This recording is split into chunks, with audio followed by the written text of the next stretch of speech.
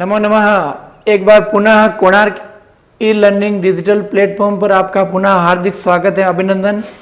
पिछले वीडियो में अपन ने पढ़ा था कि पाणिनि के अनुसार स्वर कितने होते हैं, कितने प्रकार के होते हैं, कौन सा वर्ण कितने प्रकार का होता है, कौन से वर्ण की कौन सी संज्ञा होती है, कौन सी संज्ञा नहीं होती। ये अपन ने स्वर के बारे में पढ़ लिया था। आज अपन इस वीडियो में पढ़ेंगे कि पाणिनि के अनुसार जो है वो व्यंजन कितने प्रकार के होते हैं, कौन कौन से होते हैं। अब पाणिनि के अनुसार जैसे अपन पढ़ा था कि स्वर को कितने भागों में बांट दिया था, 3 भागों में, तो व्यंजन को यहाँ पे कितने भागों में बांटा जा रहा है, 2। सबसे पहला व्यंजन जो होगा वो क्या कहलाएगा, अपना वर्गीय व्यंजन कहलाएगा। क्या कहलाएगा? वर्गीय व्यंजन। और दूसरा जो व्यंजन होगा वो अपना क्या कहलाएगा, एक वर्गीय हो गया।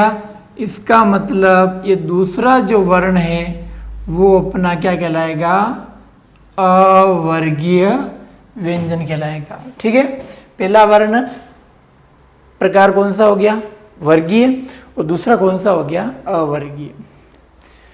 वर्ग की बात करते हैं तो बस वर्ग कितने होते हैं, कुल 5। सबसे पहला, दूसरा, तीसरा, चौथा और 5वां। पहला वर्ग कौन सा होता है, क। तो क वर्ग बताने के लिए क्या लिखा जाता है, कु। दूसरा वर्ग कौन सा होता है, च। च बताने के लिए क्या लिखा जाएगा, चू। तीसरा कौन सा वर्ग होता है, ट। ट बताने के लिए क्या लिखा जाएगा, टू। चौथा कौन सा वर्ग होता है, त वर्ग। त वर्ग बताने के लिए क्या लिखा जाएगा, तू। और 5वां वर्ग होता है प वर्ग, जिसको बताने के लिए क्या लिखा जाता है, पू लिखा जाता है। क कु लिखा है, इसका मतलब क वर्ग में अक्षर कौन कौन से होंगे, क, ख, घ, ग, ग। च वर्ग में जाएंगे तो च, छ, ज, ज, य। ट वर्ग में जाएंगे तो ट, ठ, ड, ढ, ण। त वर्ग में जाएंगे त, थ, द, ध और न। प वर्ग में जाएंगे तो प, फ, ब, भ और म।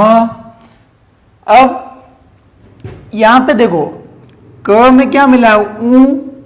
च में भी ऊ, ट में भी ऊ, त में भी ऊ और प में भी ऊ। लेकिन यहां पर अपने ऊ वर्ण का प्रयोग नहीं किया है। इसका मतलब यहां पे जो ऊ है, यहां पे ऊ वर्ण की अपने कौन सी संज्ञा कर दी, इत संज्ञा कर दी। कौन सी संज्ञा करी, ऊ वर्ण की कौन सी संज्ञा करी है, इत संज्ञा करी। इत का मतलब ऐसा अक्षर जो पूर्व में स्थित हो, परंतु किसी न किसी नियम अथवा सूत्र के द्वारा वो अक्षर वहां से हट जाता है। हटने के बाद में उसका क्या हो जाता है, लोप हो जाता है। लोप होता है, वो अक्षर वहां पे दिखाई नहीं देता है। तो इत संज्ञा के बाद में उस अक्षर का क्या हो जाता है, लोप होता है। उन वर्णों को अपन क्या कह देते हैं, इत संज्ञा के नाम से जाना जाता है। तो अपन देख रहे हैं कि यहाँ पे क में जो है वो क्या मिला हुआ है, ऊ मिला हुआ। लेकिन यहाँ पे देखो क, ख, ग, ग, ng लिखा है, यहाँ पे ऊ मिला हुआ नहीं है। इसका मतलब क्या हुआ कि उस ऊ की जो है वो कौन सी संज्ञा हो गई, इत संज्ञा हो गई। अब अपन ने देखा कि पिछले वीडियो में देखा था कि किसी भी अक्षर के साथ में अगर अपन त वर्ण का प्रयोग कर दें, कौन से वर्ण का, त वर्ण का प्रयोग करेंगे तो अक्षर वो जिस काल में होता है वो उसी काल में बना रहता है, न ऋस्व में होता है तो ऋस्व में रहता है, दीर्घ में होगा तो वो दीर्घ में रहेगा, और जब प्लुत में होगा तो वो प्लुत में रहेगा। और जब किसी भी अक्षर के साथ में अगर अपन त वर्ण का प्रयोग नहीं करते तो वो अक्षर ऋस्व में, दीर्घ में, प्लुत में, तीनों में जाकर क्या कर जाता है, जुड़ जाता है।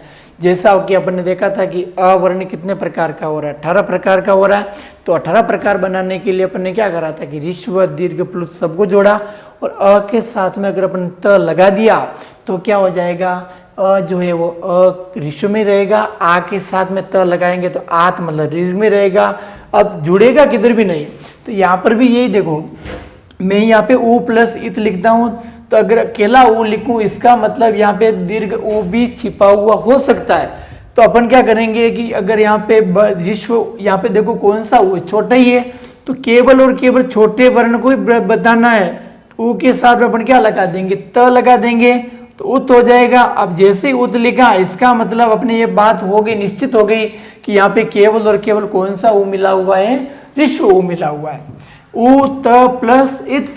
अब अपन देखा था कि जब अपन व्यंजन संधि में पढ़ते हैं तो अपन देखे थे जसत्व में क्या होता है कि यदि वर्गों के 1 2 3 4 मतलब वर्ग के प्रथम, द्वितीय, तृतीय, चतुर्थ वर्णों के पश्चात भी यदि कोई स्वर वर्ण आता है तो पूर्व में स्थित जो व्यंजन वर्ण होते हैं वो उसी वर्ग के तृतीय वर्ण आदेश हो जाता है। तो त जो है वर्ग का कौन सा अक्षर हो गया, पहला। उसके बाद में क्या आ रहा है, ई आ रहा है। इसका मतलब इस त वर्ग को जो है वो उसी वर्ग का तीसरा आदेश करेंगे तो वो क्या हो जाएगा, द हो जाएगा, द हो जाएगा। ठीक है, अब अपने पास में क्या होगा, उ द प्लस इत। अब द कैसा है, हलंत है, व्यंजन है, और पीछे क्या आ रहा है, स्वर आ रहा है। कौन सा स्वर आ रहा है, ई। ई कैसी है, छोटी, तो द में जो मात्रा है वो कैसी हो जाएगी, छोटी हो जाएगी, दी। और पीछे अपन क्या लिख देंगे, त। शब्द क्या बन गया, उदित। ये निश्चित हो गया कि वर्गीय वर्णों को और किस नाम से भी जाना जाता है, उदित वर्ण के नाम से भी जाना जाता है। प्रश्न पूछे वर्गों की संख्या कितनी, 5। एक वर्ग में कितने अक्षर होते हैं, 5। 5 इंटू 5 करेंगे कितने हो जाते, 25। तो संस्कृत में पाणिनीय शिक्षा पद्धति के अनुसार व्यंजन वर्णों में वर्गीय वर्णों की संख्या कितनी होती है, 25। और 25 को संस्कृत में किस नाम से भी जाना जाता है, पंचविंशति। किस नाम से भी जाना जाता है, पंचविंशति के नाम से भी जाना जाता है। और प्रश्न पूछ ले कि संस्कृत में वर्गीय वर्णों की संख्या कितनी है, तो भी 25। प्रश्न पूछ ले कि संस्कृत में उदित वर्णों की संख्या कितनी है, तब भी अपना उत्तर क्या हो जाएगा, 25। या प्रश्न पूछेगा निम्नलिखित में कौन सा उदित वर्ण है, उदित वर्ण है पूछ रहा है, इसका मतलब चारों ऑप्शन में से एक इसमें से होगा, वो 3 कहाँ से हो जाएंगे, अवर्गीय से। प्रश्न पूछेगा निम्न में कौन सा उदित वर्ण नहीं है, तो 3 तो उदित के होंगे और एक अनुदित का मतलब अवर्गीय का होगा, वो अपना कैसा हो जाएगा, उदित नहीं होगा। तो ये विशेष तौर से ध्यान रखना कि संस्कृत में उदित वर्णों की संख्या जो है वो कितनी होती है, 25। उदित वर्ण का मतलब जो 5 वर्गों में जो वर्ण आते हैं 25 से वर्ण अपने लिए क्या कहलाते हैं, उदित कहलाते हैं। अवर्ग में जाएंगे तो अवर्ग में जाएंगे तो सबसे पहले अवर्ग में अक्षर कौन कौन से आएंगे, जैसे अपन पहले देखते थे अपने पास में यण वर्ण। ठीक है, यण वर्ण को और किस नाम से भी जाना जाता है, अंतस्थ वर्ण के नाम से भी जाना जाता है। ठीक है, यण वर्णों को और क्या कहेंगे, अंतस्थ। और अंतस्थ वर्णों का क्रम संस्कृत में जो होता है वो कैसा होता है, य व र ल। क्या होता है, य व र ल। और हिंदी में क्या होता है, य र ल व। 2013 में जब आर्टेट की परीक्षा हुई थी तो प्रश्न पूछा हुआ था कि संस्कृत में अंतस्थ वर्णों का क्रम क्या होता है, तो अपन क्या बता देंगे, य व र ल। दूसरा, अब ये अक्षर कितने हो गए, 4 हो गए। दूसरा प्रश्न, प्रश्न पूछेगा कि शल वर्ण, कौन से वर्ण, शल। शल को और किस नाम से भी जाना जाता है, उष्म। उष्म वर्णों का क्रम जो है वो क्या होता है, श श स ह। ठीक है, ये प्रश्न पूछा था रिट 2016 की परीक्षा में कि संस्कृत में उष्म वर्णों का क्रम क्या होता है, तो अपन क्या बता देंगे, श श स ह। और 4 और 4 ये कितने अक्षर हो जाएंगे, 8। तो 8 जो होते हैं वो क्या होते हैं, अवर्गीय होते हैं। और 25 जो वर्ण होते हैं वो क्या होते हैं, वर्गीय होते हैं। और 25 और 8 जोड़ेंगे तो अपना उत्तर क्या हो जाएगा, 33 हो जाएगा। अपना उत्तर क्या हो जाएगा, 33 हो जाएगा। तो पाणिनि शिक्षा पद्धति के अनुसार प्रश्न पूछा जाए कि व्यंजन वर्णों की संख्या कितनी होती है, 33। और कल पिछले वीडियो में अपने पढ़ा था कि माहेश्वर सूत्र के अनुसार भी व्यंजन वर्णों की संख्या कितनी होती है, 33। माहेश्वर के अनुसार स्वर कितने होते हैं, 9। परंतु पाणिनि के अनुसार जो स्वर होते हैं वो कितने होते हैं, 21 अथवा 22। दोनों वर्णमाला का अंतर विशेष तौर से अपने को पता होना चाहिए, क्योंकि जितने भी प्रश्न आते हैं आजकल डिफिकल्ट हो सकते हैं। धीरे धीरे परीक्षा का स्तर क्या होता जा रहा है, बढ़ता जा रहा है। परंतु यदि अपन ने पढ़ने की कोशिश कर रहे हैं और वास्तविक रूप से ईमानदारी से अगर अपन पढ़ते जा रहे हैं और वर्णमाला का पूरा ज्ञान है, तो कभी भी वर्णमाला संबंधी प्रश्न कभी भी गलत नहीं हो सकते। व्याकरण क्या है, पूरी गणित है। गणित में यदि प्रश्न का उत्तर सही आता है तो पूरे नंबर। यहाँ पर भी एज इट इज वही सेम सिस्टम है कि प्रश्न फिक्स उत्तर आ रहा है और यहाँ चीज़ें फिक्स है, कभी भी कोई घुमाई चीज़ें नहीं है। प्रश्न पूछ ले कि माहेश्वर सूत्र कितने हैं, तो 14। इसका मतलब सूत्रों की संख्या 14 ही है। इसमें किसी भी प्रकार के परिवर्तन की कोई आशंका नहीं रहती है। तो पढ़ते समय रीट की परीक्षा में पास होने के लिए सबसे महत्वपूर्ण जो बात आती है वो मित्रों ये है कि यदि अपन ने दोनों भाषाओं को यदि ईमानदारी से पढ़ा है और भाषाएं यदि अपनी दोनों की पावरफुल इतनी बनी हुई है, तो 60 में से यदि अपन 50-55 दोनों भाषाओं में नंबर ले आते, पास होने का तरीका बहुत आसान हो जाता है। क्योंकि दोनों भाषाएं, हिंदी हो या संस्कृत, दोनों भाषाएं पैरेलल चलती है। शिक्षण विद्या हो या पूरी व्याकरण हो, दोनों भाषाएं एक समान चलती है। बहुत थोड़ा बहुत कोई परिवर्तन होता है तो ये भाषाएं ही आपको थर्ड ग्रेड में पास कराने का एक मार्ग प्रशस्त करती है। आपको तो भाषाओं को जितना पढ़ सको उतना पढ़ने की कोशिश करनी। दोनों भाषाएं और सबकी शिक्षण विद्या यदि अपन ईमानदारी से पढ़ी है, सफलता अपनी कोई नहीं रोक सकता। विशेष तौर से पढ़ना है। तो अपन ने 2 पॉइंट पढ़े थे कि पाणिनि के अनुसार स्वर कितने प्रकार के, 21-22, और पाणिनि के अनुसार व्यंजन कितने प्रकार के हैं, तो 33 प्रकार के। अब अगर अपन तीसरे पॉइंट की बात करते हैं तो तीसरा पॉइंट अपना क्या हो जाएगा, तीसरा पॉइंट क्या हो जाएगा, अयोगवाह। तीसरा पॉइंट क्या होगा, अयोगवाह। अयोगवाह से अपना तात्पर्य क्या है, योग का मतलब जोड़ना और अयोग का मतलब नहीं जोड़ना। मतलब ऐसे अक्षर जिनकी गणना न तो स्वर में हुई और न व्यंजन में हुई है, ऐसे वर्णों को अपन किस नाम से संबोधित करते हैं, तो किस नाम से संबोधित करेंगे, अयोगवाह के नाम से संबोधित करेंगे। हिंदी वर्णमाला की यदि अपन बात करते हैं, हिंदी वर्णमाला में अयोगवाह की जो संख्या होती है वो कितनी होती है, 2। और संस्कृत में जो अयोगवाह की संख्या होती है वो कितनी होती है, 4 होती है। ये विशेष तौर से अपने को पता होना चाहिए। संस्कृत में अयोगवाह कितने होते हैं, 4 होते हैं। सबसे पहला अपन ने अ से लेकर ओ तक स्वर पढ़ लिया, औ तक पढ़ा, और अम और अह नहीं पढ़ा। तो अम का मतलब क्या हो गया, अनुस्वार। अम का मतलब अपना क्या हो जाएगा, अनुस्वार हो जाएगा। तो ये अनुस्वार का चिन्ह आ जाएगा। अह का मतलब यहाँ पे अपना क्या हो जाएगा, विसर्ग हो जाएगा। अम का मतलब यहाँ पे क्या हो जाएगा, विसर्ग हो जाएगा। ये विसर्ग के चिन्ह। फिर आ जाएगा अपना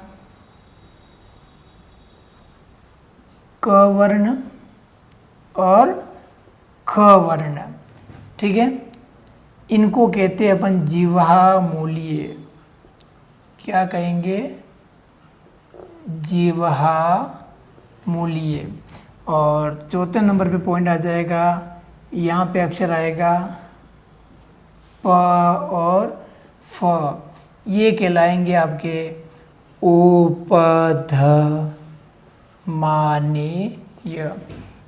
अब देखो अयोगवाह की संख्या तो कितनी हो गई, 4 हो गई। कौन कौन से हो गए, अनुस्वार, विसर्ग। फिर क ख क्या कहलाएगा, जीवा मूल्य, मतलब ये जीवा के मूल से उत्पन्न होते हैं। और उपद मानिए। अब देखो ये जो चिन्ह लगा रखा है, इस चिन्ह को कहा जाता है अर्ध विसर्ग। क्या कहा जाता है, अर्ध विसर्ग कहा जाता है। किन अक्षर को, ये जो चिन्ह लगा रखा है इसको क्या कहेंगे अपन, अर्ध विसर्ग। अब देखो इसका प्रयोग कैसे होता है। अब अगर अपन बात करते हैं, विसर्ग का प्रयोग तो होता ही है, ये कह रहा है कि ऐसे कोई अक्षर जो ऐसी धातु है जिनका प्रारंभ क ख प फ से प्रारंभ हो। जैसे मैं ऐसे उदाहरण लिखूं यहाँ पे, बालकः क्रीडति। क्या उदाहरण हो गया? बालकः क्रीडति मतलब बालक खेलता है। दूसरा, इसी उदाहरण को यदि मैं वापस लिखूं और अर्ध विसर्ग का निशान लगा दूं, फिर वापस मैं लिख दूं क्रीड, एक तो मैंने लिखा बालकः क्रीडति, दूसरा मैंने लिखा बालक क्रीडति। अर्ध विसर्ग का मतलब विसर्ग को आधा ही उच्चारण करना। अब लिखने में मैंने दोनों प्रयोग किया, व्याकरण की दृष्टि से भी दोनों ही वाक्य मेरे क्या है, सही है। ठीक है, तो अब अपन ये क्या कह रहा है, ऐसी धातु है जो क ख, क का मतलब जैसे क्रीडति किससे प्रारंभ हुई, क से। धातु लिखी मैंने जैसे खनति, किससे प्रारंभ हुई, ख से। धातु लिखी जैसे मैंने पीबती, धातु लिखी पीबती। धातु लिखी फ से फलती, ये धातुएं क ख प फ से प्रारंभ हो रही है। इनके साथ इनके आगे आने वाले विसर्ग के स्थान पर यदि अपन अर्ध विसर्ग का भी प्रयोग करें तब भी वह वाक्य व्याकरण की दृष्टि से शुद्ध माना जाता है। इसके लिए इनका प्रयोग किया जाता है। प्रश्न पूछ ले अयोग वाक्य की संख्या कितनी होती है, तो कितनी बता देंगे, 4 बता देंगे। ठीक है, आगे देखते हैं।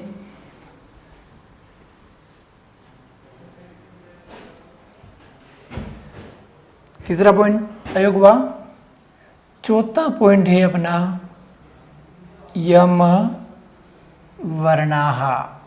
यम वर्णों की संख्या भी संस्कृत में कितनी मानी गई है, 4 मानी गई है। सबसे पहला उदाहरण के रूप में अपन समझ लेते हैं कि 4 वर्ण कौन कौन से होंगे। सबसे पहला उदाहरण लिखा मैंने जैसे पलिकनी। दूसरा उदाहरण लिखा मैंने जैसे चखकनतु।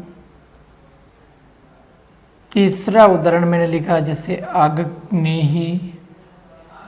और चौथा उदाहरण लिखा मैंने जैसे गगनंतु। ठीक है, अब यम वर्ण कहते किसको है वो देखना, समझने की कोशिश करना। अपने को परीक्षा में पूछा नहीं जाता है कि कौन कौन से होते हैं, कैसे होते हैं। अपने पूछा याद रखना है कि यम वर्णों की संख्या कितनी होती है, तो अपन उत्तर क्या बता देंगे, यम वर्णों की संख्या जो होती है वो कितनी होती है, 4 होती है। अब अपन समझने की कोशिश करते हैं कि यम वर्ण अपन किसको लेते हैं। ये कहता है कि किसी भी वर्ग का 1 से लेकर 4 तक, मतलब वर्ग का पहला अक्षर भी हो सकता है, किसी भी वर्ग का दूसरा अक्षर भी हो सकता है, तीसरा भी हो सकता है और चौथा भी हो सकता है। वर्गों की संख्या कितनी, 5 है। क वर्ग, च वर्ग, ट वर्ग, त वर्ग और प वर्ग। किसी भी वर्ग का 1 से लेकर 4 तक वर्ण हो और वो वर्ण कितनी बार आना चाहिए, 2 बार आना चाहिए। ठीक है, वर्ग का 1 से लेकर 4 तक वर्ण हो और उसकी आवृत्ति हो और वो कितनी बार लिखा जाना चाहिए, 2 बार। और जस्ट उसके बाद में किसी भी वर्ग का कौन सा अक्षर होना चाहिए, पंचम अक्षर। तो जिस वर्ण की आवृत्ति हुई है वो अक्षर अपना क्या कहलाएगा, यम वर्ण कहलाएगा। जैसे देखते हैं अपन, क वर्ग का पहला है और ये भी क वर्ग का पहला है। ये न है, वो त वर्ग का कौन सा अक्षर है, 5वां। तो अपन लिखा था कि 1 से लगाकर 4 तक, ये अक्षर कौन सा हो गया, पहला अक्षर हो गया। कितनी बार आना चाहिए, 2 बार। क का कितनी बार आ गया, 2 बार आ गया। उसके बाद में किसी भी वर्ग का 5वां अक्षर होना चाहिए, तो न यहाँ पे कौन सा अक्षर हो गया, 5वां हो गया। तो जो दूसरी बार रिपीट हुआ है ये क जो है वो अपने लिए क्या बन जाएगा, यम वर्ण बन जाएगा। ठीक है, सेम ऐसा कैसा, ख ख वर्ग का कौन सा अक्षर, दूसरा न आ गया, ये रिपीट हुआ, ये यम कहलाएगा। ये ग ग वर्ग का तीसरा, ये न 5वां, ये रिपीट हुआ, ये यम कहलाएगा। और ग ग ये 5वां, ये ग क्या कहलाएगा, यम कहलाएगा। तो जिन वर्णों की आवृत्ति हुई वो वर्ण अपने क्या कहलाए, यम कहलाए। ठीक है, फिर अपन आगे 5वें नंबर बिंदु की बात करते हैं। ठीक है, तो अब अपने पहला पॉइंट कौन सा हो गया, स्वर। दूसरा कौन सा हो गया, व्यंजन। तीसरा कौन सा हो गया, अयोगवा। चौथा कौन सा हो गया यम। पांचवा बिंदु है अपना, पांचवा बिंदु कौन सा है, संघर्षी, या उसको अपन क्या कह सकते हैं, दुष्पृष्ठ, या फिर उसको और किस नाम से जाना जा सकता है, लुंठित ध्वनि। लुंठित ध्वनि से तात्पर्य जब अपन इसका उच्चारण करते जीवा जो हो रही पूरी तरह से उच्चारण उसको नहीं कर पाती है, इसका मतलब अक्षर क्या कहलाएगा। और ये वेदों की ध्वनि है, वैदिक ध्वनि ड़ की तरह इसकी आवाज आती है। तो अपन ने देखा कि पाणिनि के अनुसार स्वर वर्णों की संख्या कितनी है, 5 प्रकार अक्षर लिख देंगे, पॉइंट लिखेंगे 1 2 3 4 और 5। पाणिनि के अनुसार यदि अपन बात करते हैं सबसे पहले अच की, पाणिनि के अनुसार यदि बात करेंगे अपन हल की, पाणिनि के अनुसार बात करते हैं अपन अयोगवाह की, पाणिनि के अनुसार बात करते हैं अपन यम वर्ण की, और पाणिनि के अनुसार अपन बात करते हैं संघर्ष ध्वनि की। तो पाणिनि के अनुसार अच वर्णों की संख्या कितनी हो गई, 21 अथवा 22। पाणिनि के अनुसार व्यंजन वर्णों की संख्या कितनी हो गई, 33। पाणिनि के अनुसार अयोगवा कितने हो गए, 4। पाणिनि के अनुसार यम वर्ण कितने हो गए, 4। और पाणिनि के अनुसार अयोगवा कितने हो गए, 1। अयोगवा 4, संघर्ष ध्वनियाँ कितनी होगी, 1। जोड़ेंगे 22 और 33, 5 और 5 कितने होते, 55। और 4 कितने होता है, 59। और 4 कितने होते हैं, 63। और 1 कितने होता है, 64। और 22 में 33 में 22 जोड़ा तो 64 आ रहे, 1 कम कर देंगे, यहाँ उत्तर कितना हो जाएगा, 63 या 64। तो अपने को ध्यान में क्या रखना है कि पाणिनि के अनुसार कुल वर्णों की संख्या, पिछली बार 2018 में जब थर्ड ग्रेड हुई थी प्रश्न पूछा था कि पाणिनि शिक्षा पद्धत्यानुसारेण संस्कृत भाषायाम वर्णाः भवन्ति, तो उत्तर यदि 61 दे रखा है तब भी नहीं, उत्तर यदि 62 दे रखा है तब भी नहीं, उत्तर 63 64 अलग अलग दे रखा है तब भी नहीं, उत्तर 63 या 64 दे रखा है तो ही उत्तर का चयन करना है। ठीक है, तो प्रश्न पूछ ले, या तक अपन समझ गए होंगे। ध्यान रखना कि पाणिनि के अनुसार स्वर कितने, 21 22। माहेश्वर के अनुसार स्वर कितने, 9। पाणिनि के अनुसार व्यंजन कितने, 33। और माहेश्वर के अनुसार कितने, माहेश्वर कितने, 33। माहेश्वर के अनुसार व्यंजन अयोगवा यम वर्ण नहीं होते, पर पाणिनि के अनुसार अयोगवा कितने, 4। और माहेश्वर के अनुसार पाणिनि के अनुसार भी कितने, 4।